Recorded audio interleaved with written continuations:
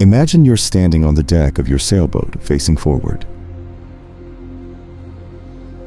In sailing, when we refer to wind degrees, we're talking about the angle between the wind's direction and the boat's bow, front part, measured clockwise or counterclockwise. Understanding how to position your boat in relation to the wind is key to sailing efficiently and safely. Wind degrees describe the angle at which the wind is hitting you relative to this forward-facing position. Before we jump into points of sail, let's explore the tools that help us visualize and measure those angles more precisely. Imagine a circle divided into 360 degrees. This is the foundation for how we measure direction. Think of it as a full view of your surroundings. A protractor is a measuring instrument, typically made of transparent plastic used to measure angles. It is usually semicircular or circular and graduated in degrees from 0 to 180 degrees or 0 to 360 degrees. Protractors are commonly used in math, engineering, drafting, and various other fields requiring precise angle measurements. In navigation in certain fields such as meteorology and surveying, 0 degrees is often aligned with north. In these contexts, angles are usually measured clockwise from north. The chart that shows north, south, east, and west is a compass. This diagram displays the cardinal directions, north, south, east, west, and often includes intermediate directions, northeast, southeast, southwest, northwest. It is commonly found on maps and nautical charts to indicate orientation and direction. In sailing, a compass bearing refers to the direction or angle measured from a fixed reference point, typically north, 0 degrees on a compass, to a specific point or object relative to the boat. It is expressed in degrees, ranging from 0 degrees north to 360 degrees, and helps sailors determine the direction they need to steer or the location of an object, such as another vessel or a landmark. For example, if an object has a bearing of 90 degrees, it lies directly east of the boat. This is crucial in navigation for staying on course and steering clear of obstacles. One of the advantages of this system is that it gives you a precise, numerical way to describe direction. For example, if you need to head northeast, that would be at 45 degrees. Southwest, you're looking at 225 degrees. When sailors refer to their heading or their course, they'll use these degree values. If you're steering a course of 270 degrees, means you're heading west.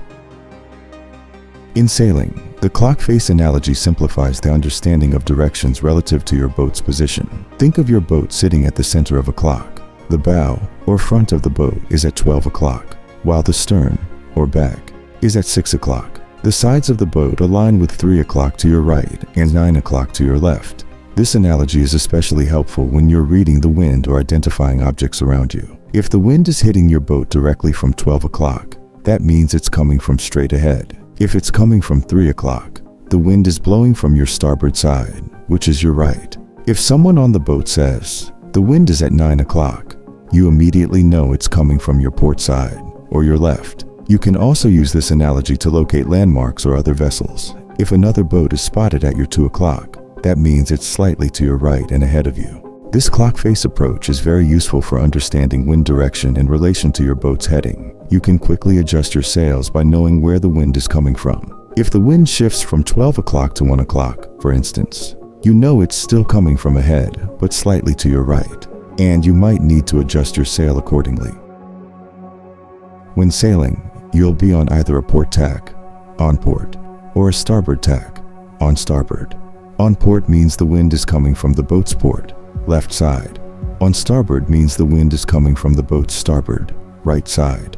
If you turn the boat's bow through the eye of the wind, it's called a tack in tacking, while turning the stern through the eye of the wind is known as a jibing. The points of sail are the different directions a sailboat can travel in relation to the wind. Each point of sail requires specific sail adjustments to harness the wind effectively, and understanding these points is key to controlling a sailboat's speed and direction.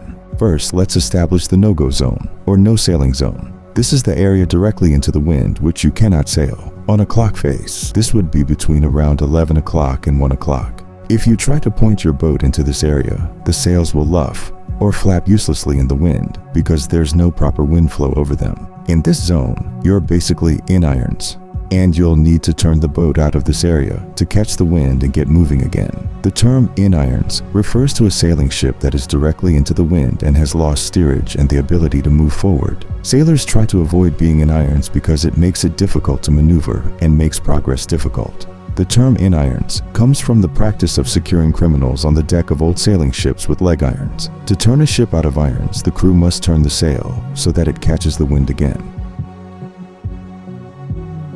At 30 degrees, your boat is sailing very close to the wind. Now, just outside the no-go zone, around 1 o'clock and 11 o'clock on our clock, you have the close hauled or beating position. Close hauled means that you are sailing almost directly into the wind, but not quite. This point of sail is excellent for sailing upwind, but you'll need to tack frequently, which is a maneuver where you turn the bow of the boat through the wind to change direction. When you're sailing close hauled, the sails are trimmed in tight, which means they're pulled in as close as possible to the center line of the boat. This tight positioning helps you sail upwind effectively. But because you're at such a steep angle to the wind, progress will be slower compared to other points of sailing. It's also worth mentioning that at 30 degrees, the boat is likely to heel or tilt to one side because of the wind's force against the sails. You may need to adjust your weight, stay on the higher side of the boat, or trim to maintain balance.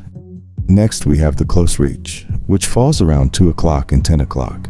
At 60 degrees, this is a comfortable angle where the boat is still sailing upwind, but at a slightly broader angle than close hauled. At 60 degrees, you're still sailing upwind, but it's more comfortable than close hauled. This is an excellent point of sailing for balance between upwind progress and speed. It's also great for beginners who are getting used to controlling the boat and handling sail trim. In a close reach, your sails will be eased out a little more than they were at 30 degrees. The wind fills the sails more effectively, and you'll likely pick up speed compared to being close hauled while you're still sailing upwind. This angle gives you better control over the boat and reduces heeling. The close reach is one of the most enjoyable points of sailing because you can still sail fairly close to the wind while maintaining a good speed and stability. Now, at 90 degrees, we're talking about a beam reach. In a beam reach, the wind is hitting the boat directly from the side, or A-beam, which is one of the fastest and most efficient ways to sail. Here, your sails will be eased out even further compared to a close reach, and you'll likely feel the boat picking up a lot of speed. Many sailors love the beam reach because it's the perfect balance between speed and comfort. The wind is not trying to push you over as much as in a close hauled position, and the boat is usually flatter on the water. You'll be moving quickly without as much heeling, which makes for a smooth, fast ride. If you turn the boat even further away from the wind, to about 4 o'clock and 8 o'clock, you enter a broad reach at 120 degrees.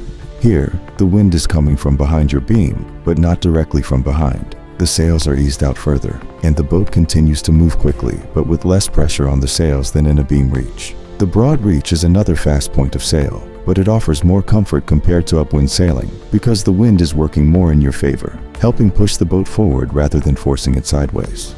Finally, after 120 degrees, at 5, 6, and 7 o'clock, you'll be running downwind. This means the wind is coming directly from behind the boat. At 180 degrees, in this position, the sails are let out fully to catch as much wind as possible. To sail in the direction of the wind, a boat must follow a zigzag pattern known as tacking or beating because it can't move directly into the wind as I mentioned earlier. Instead, the boat alternates between sailing at an angle to the wind on one side, known as a tack, and then changing direction to catch the wind on the other side. This back and forth motion allows it to gradually progress upwind. To enhance aerodynamic forces on the sail, concentrate on the shift between upwind and downwind angles. Sailing at 30-40 degrees off the wind places you in a prime position for upwind efficiency, allowing the sail to function effectively as a wing-like surface to generate lift. Thanks for joining me today on Sail With Me. If you found this video helpful, don't forget to like and subscribe to the channel for more sailing tips and tutorials. And as always, feel free to leave any questions in the comments below. Until next time, keep your sails full and your course true. Happy sailing!